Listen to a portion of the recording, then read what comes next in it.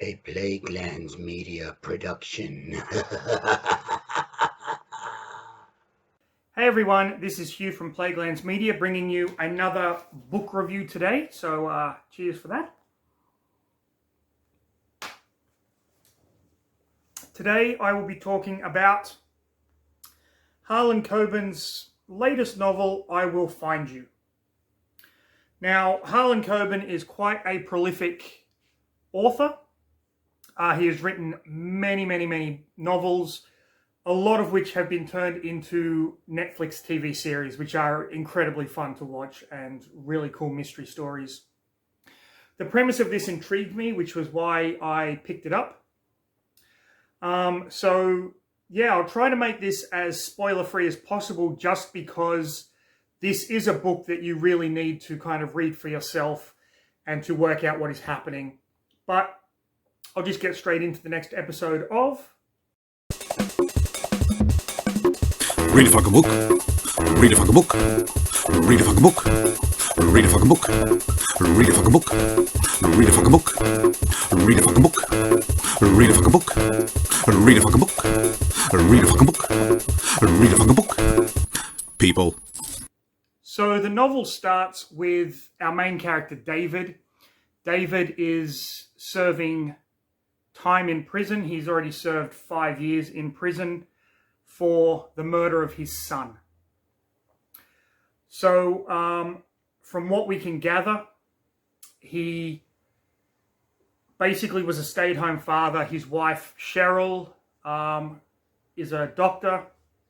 And his son, Matthew, a good kid. He was only 3 years old at the time that this happened. And David wakes up in the middle of the night to find Matthew has been beaten to a bloody pulp, almost unrecognizable. Initially, the police don't suspect he did it. Then a neighbor comes forward with an eyewitness account of David going into the woods and burying a baseball bat. So the cops find the baseball bats. David becomes the prime suspect, and he is ultimately charged with the murder of his son. He doesn't remember doing it. He thinks that he was either drunk at the time or that he had this sleepwalking episode. And that's what happened. So he's been in jail for 5 years. We find out that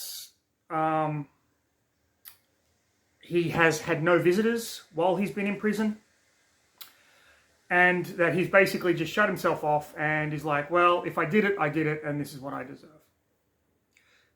At this point, one of the guards comes and says, you've got a visitor. He has had no visitors up until this point. He goes to see who it is, even though he's reluctant, he doesn't want to, and it turns out it is his sister-in-law, Rachel, his wife's sister. And Rachel takes one look at him because when he got into prison, he was in general population and he got the living shit beaten out of him, so his face is all kind of fucked up and everything like that. Rachel is there with some rather strange news.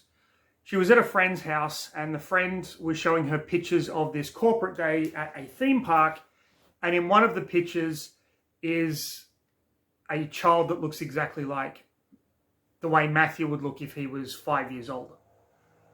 Matthew had a very distinct birthmark on his face. This child has that same birthmark on his face. David, at first, is reluctant to believe this, but then starts to think about it and tells the guard, I need to speak to the warden.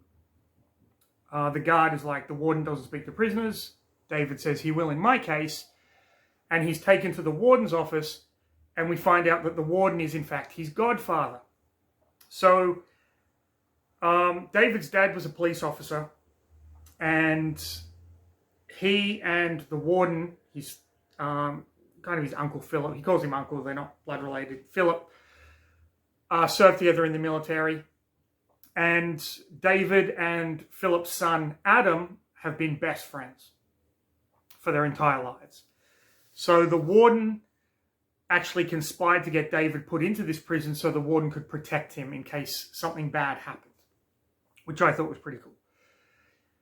David explains the situation to the warden and asks the warden to help him get out of jail just for a little bit of time, get out of prison, I should say, just for a little bit of time so he can kind of find out what the fuck is going on. Is that really Matthew?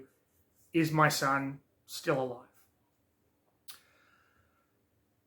Now, from this point, it's really interesting. Most of this is told in first-person perspective from David's point of view, but then we get third-person perspectives with Rachel, Philip, and other characters are somehow woven into this plot. I really don't want to give anything away. Suffice it to say, it does not end up how you think it is going to end up, which I thought is cool. David finds out that his ex-wife has remarried and she's expecting a child. That was part of what kind of started to separate him and his wife. They were trying to conceive a child. Couldn't. His ex-wife went to a fertility clinic just to see, and he felt betrayed by that because she never told him, because she never went through with it, and so on and so forth. Now, I do have one huge complaint about this book, and that is that the ending seems almost implausible. But up until that point, it is one hell of a fucking ride. David ultimately ends up escaping from prison with the help of the warden and the warden's son.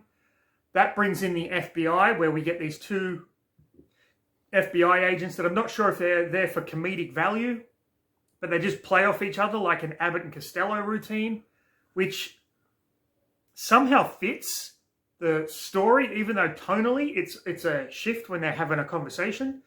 This detective Max, who it's alluded to that he's a homosexual, but it's never used as part of the plot. It's just like his personality quirks. And Susan is his partner, and they kind of play off one another. So you've got their perspectives coming into it. You've got this wealthy family that plays an intrinsic part in the whole thing. It's just, it's an exciting jailbreak,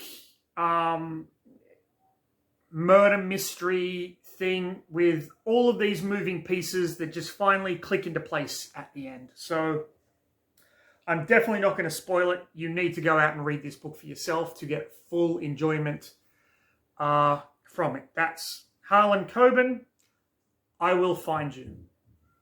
Great book. I thoroughly enjoyed it, and I will be looking at more of his books in the future. I have quite a few of them. So there you go. If you enjoyed the video, like, subscribe, leave a comment, have a drink. But most importantly, stay safe, have a fantastic rest of your day, and read a fucking book, people. Or if you don't want to read a fucking book, people, which is perfectly fine, listen to a fucking book, people. Okay. See you in the next video.